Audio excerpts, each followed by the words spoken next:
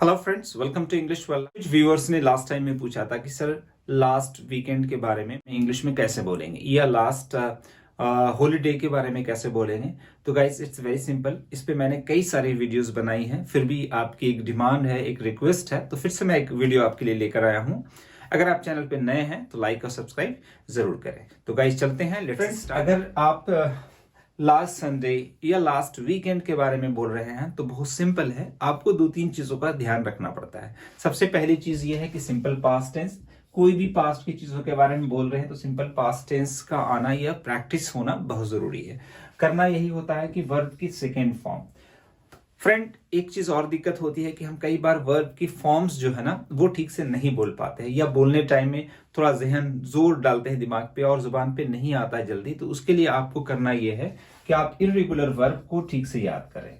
Irregular verb आप समझ रहे हैं, जहां पे वर्ब की सेकेंड थर्ड फॉर्म, अगर मान लिया स्पेंड है तो अब इसकी second form third form spend आपको ठीक से याद मतलब रटा हुआ होना चाहिए। बिल्कुल जैसे आप किसी चीज के बारे में बोल रहे हैं तो उसकी वर्ब की फॉर्म पास्ट फॉर्म ना बिल्कुल से जुबान पे आ जाना चाहिए।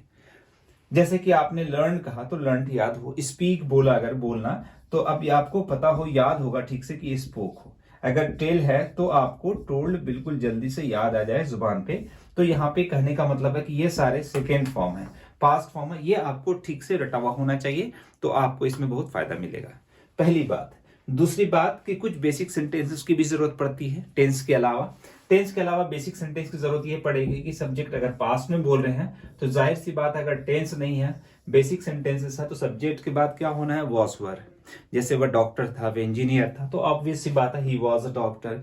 वह बिजी था तो आप इंग्लिश में वहां पे क्या बोलेंगे, ही वॉज बिजी।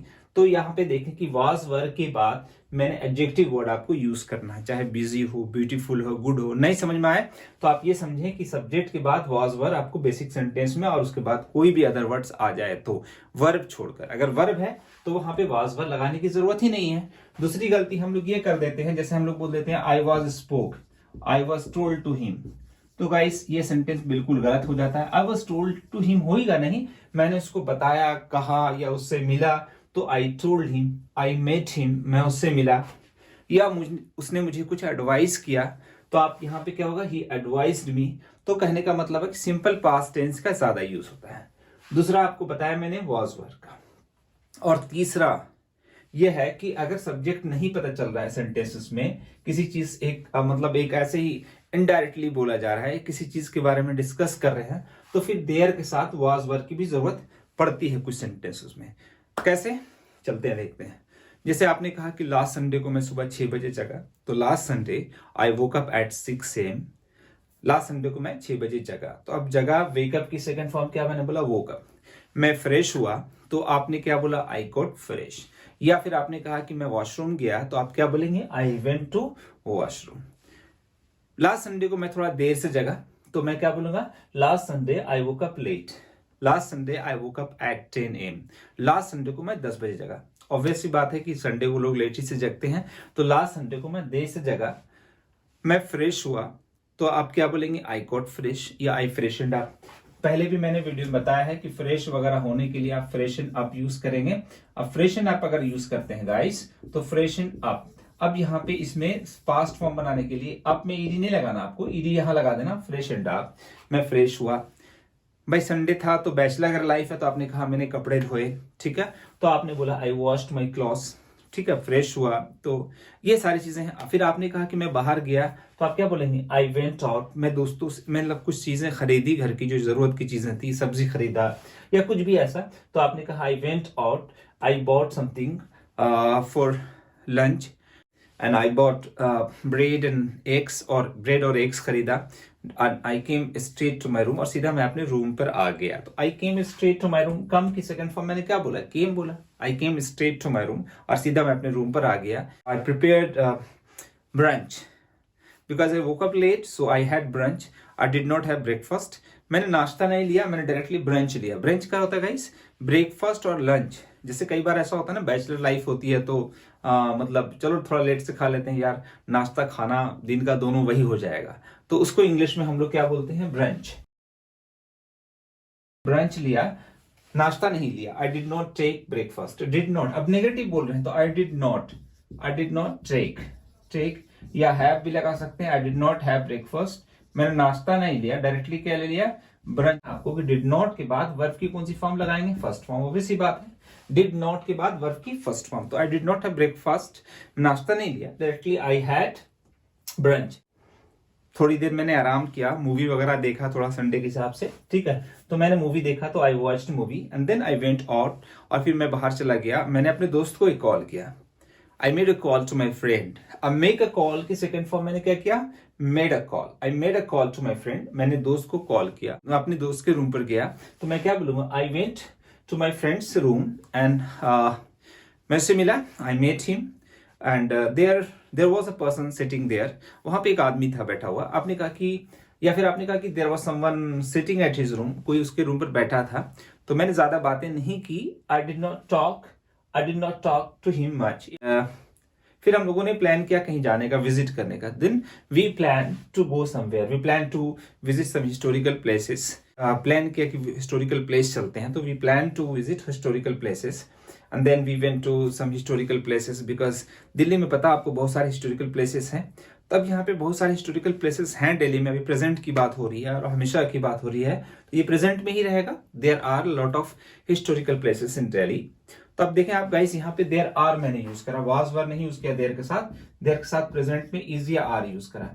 अब यहाँ पे देखें देयर का कब यूज करते हैं, जब सब्जेक्ट नहीं पता चला। मैंने कहा बहुत सारे हिस्टोरिकल प्लेसेस, एक ऐसी बात हो रही है, खास आप तुम या हमारी बात नहीं हो रही है, तो मैंने कहा there are many historical places या there are lot of historical places in Delhi. बहुत सारे हिस्टोरिकल प्लेसेस हैं। So we decided to go to a place, या we decided to go one place. और हम लोगों ने डिसाइड किया कि चलो एक जगह चलते हैं कहीं पे भी। तो हम लोगों ने एक डिसाइड किया कि चलो चलते हैं हम लोग लाल किला। तो we all decided to go to Lal Qila, I mean the Red Fort. मेरा मतलब रेड फोर्ट था। तो हम लोग रेड फोर्ट के लिए प्लान किया जाने के लिए। We reached Red Fort around 5 PM, लगभग 5 बजे पहुंचे वहां पे। We encountered some of foreigners also, वहां पे कुछ फॉरेनर्स से भी मिले, right. And we talked with them in English, और हमने उन लोगों से इंग्लिश में बात किया। दे अप्रिशिएटेड अस अ लॉट, और उन्होंने हमारी बहुत तारीफ की। अब देखें, उन्होंने तारीफ की, प्रशंसा किया, तो दे और अप्रिशिएट की सेकंड फॉर्म क्या यूज करा, अप्रिशिएटेड। अगर अप्रिशिएट की जगह पर कोई और वर्ड यूज करें, प्रेज, तो प्रेज की सेकंड फॉर्म प्रेज्ड बोल सकते हैं। They praised us, they appreciated us, they encouraged us a lot, they encouraged our confidence. हमारे कॉन्फिडेंस को उन्होंने इनकरेज किया कि you guys are speaking English very fluently, कि आप लोग बहुत अच्छी इंग्लिश बोल रहे हैं, बहुत फ्लुएंटली इंग्लिश बोल रहे हैं। We got lot of confidence after talking to them. उनसे बात करने के बाद ना हमें बहुत कॉन्फिडेंस आया, and we really were so happy, और हम लोग बहुत खुश थे। अब खुश थे हम लोग, तो अब वी के साथ क्या यूज करा, were happy. We were very much happy, हम लोग बहुत खुश थे। टू टॉक टू देम, उनसे बात करके। अब यहाँ पे देखें, we were happy to talk to them. अब हमने कहा वी वर हैप्पी, हम लोग बहुत खुश थे किससे बात करके, बात करने की बात। तो आगे मैंने वर्ब बीच में लाया, तो टू लगाकर अब यहाँ पे मैंने वर्ब यूज कर दिया, वर्ब की first form infinitive. We were very happy to talk to them, हम उनसे बात करके बहुत खुश हुए। एंड देन हम लोग रूम पर अराउंड 7 बजे वापस आए। तो अब वापस आए, ये भी सिंपल पास्ट टेंस है गाइस। तो we came back to our room at around 7 PM, लगभग 7 बजे हम लोग अपने रूम पर वापस आए। सेम एज यूजुअल, हमेशा की तरह we prepared our clothes for the next day. लोगों ने नेक्स्ट डे के लिए अपनी तैयारी की। गाइस, ये देखा आपने कि मैंने सारी चीजें किसमें यूज करा, या फिर कोई भी बोलता है ना सिंपल पास्ट टेंस में, मतलब सब्जेक्ट और वर्ब की सेकंड फॉर्म ही होनी है वहां पे, और कुछ नया डिफरेंट नहीं आना है। It's all about practice. First you have to write, पहले आपको लिखना है। You just think and write. आप दोनों 2-3 तरीके से कर सकते हैं। पहले तो या तो आप सेंटेंस सोचें, एक सेंटेंस सोचे लिखें, फिर अगला सेंटेंस सोचे लिखें, फिर अगला सेंटेंस, इस तरह से कंटिन्यू रखें। सुबह शाम तक आपने क्या किया लास्ट वीकेंड में, या जब किया, लास्ट वीकेंड के बारे में बताना चाह रहे हैं, लास्ट हॉलीडे के बारे में बताना चाह रहे हैं, तो आपने क्या किया। अगर आपने कुछ ऐसा नहीं भी किया, तो एक इमेजिन करें, थोड़ा सा कुछ नया वर्ड ला दें, उसमें कुछ नया सेंटेंस ला दें। गाइस, जितना सीखेंगे, जितना बोलेंगे उतना सीखेंगे, जितना ज्यादा लिखेंगे उतना ज्यादा सीखेंगे, कम बोलेंगे कम सीखेंगे। गाइस, हम लोग इतने प्रोफेशनल आदमी नहीं है कि बहुत रिजर्व रहना, बहुत कम बोलना है, ऐसा नहीं है।